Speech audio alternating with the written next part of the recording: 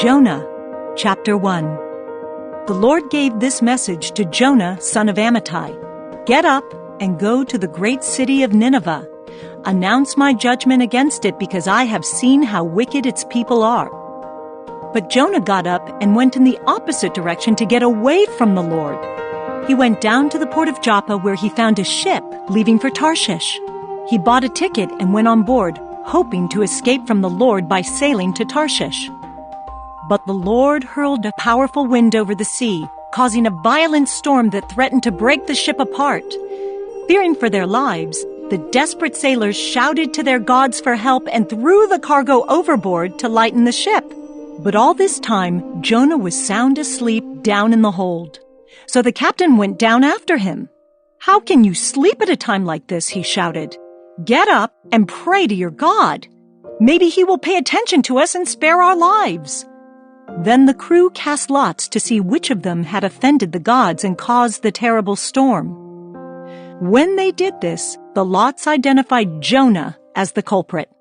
"Why has this awful storm come down on us?" they demanded. "Who are you? What is your line of work? What country are you from? What is your nationality?" Jonah answered, "I am a Hebrew, and I worship the Lord, the God of heaven, who made the sea and the land." The sailors were terrified when they heard this, for he had already told them he was running away from the Lord. "Oh, why did you do it?" they groaned. And since the storm was getting worse all the time, they asked him, "What should we do to you to stop this storm?" "Throw me into the sea," Jonah said, "and it will become calm again. I know that this terrible storm is all my fault." Instead, the sailors rowed even harder to get the ship to the land. But the stormy sea was too violent for them, and they couldn't make it.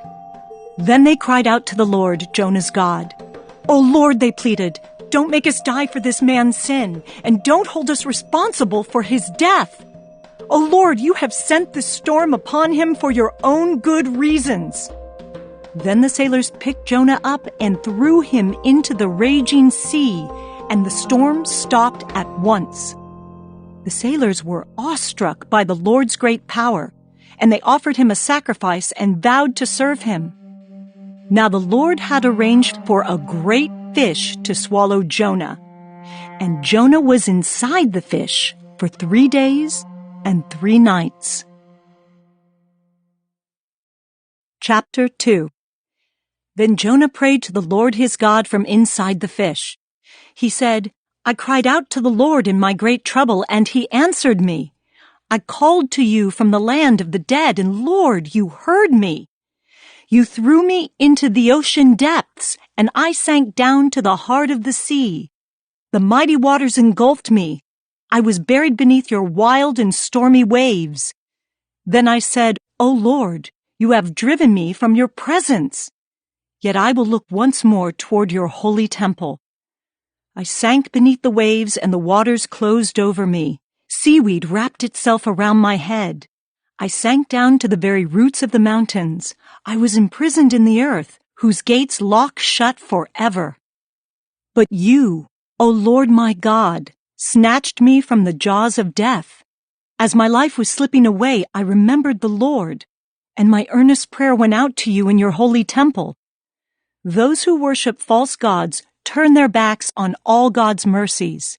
But I will offer sacrifices to you with songs of praise, and I will fulfill all my vows, for my salvation comes from the Lord alone."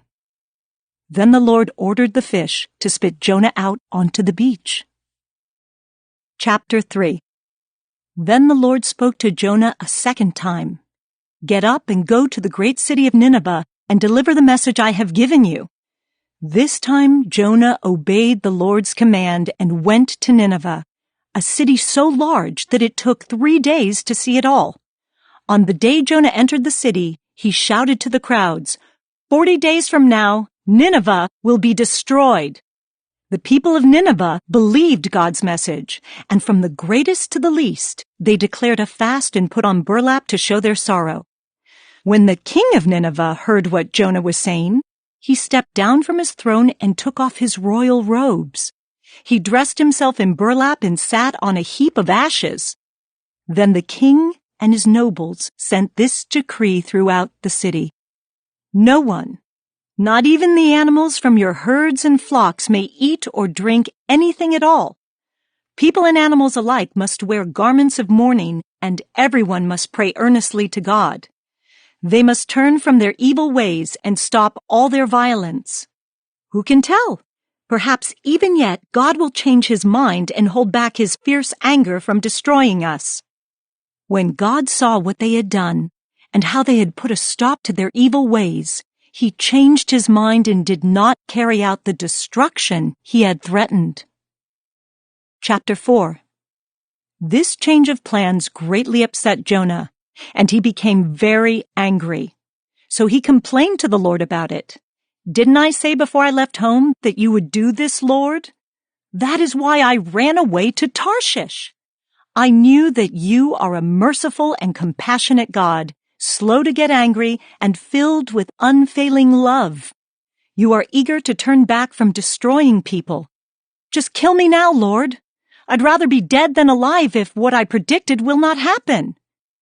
The Lord replied, "Is it right for you to be angry about this?" Then Jonah went out to the east side of the city and made a shelter to sit under as he waited to see what would happen to the city. And the Lord God arranged for a leafy plant to grow there, and soon it spread its broad leaves over Jonah's head, shading him from the sun. This eased his discomfort, and Jonah was very grateful for the plant. But God also arranged for a worm.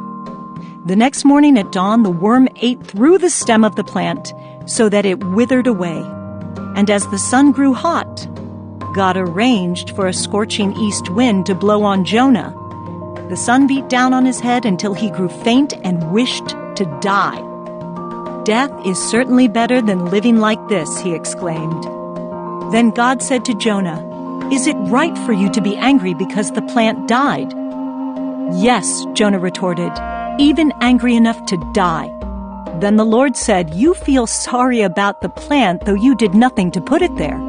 It came quickly and died quickly. But Nineveh has more than 120,000 people living in spiritual darkness, not to mention all the animals. Shouldn't I feel sorry for such a great city?"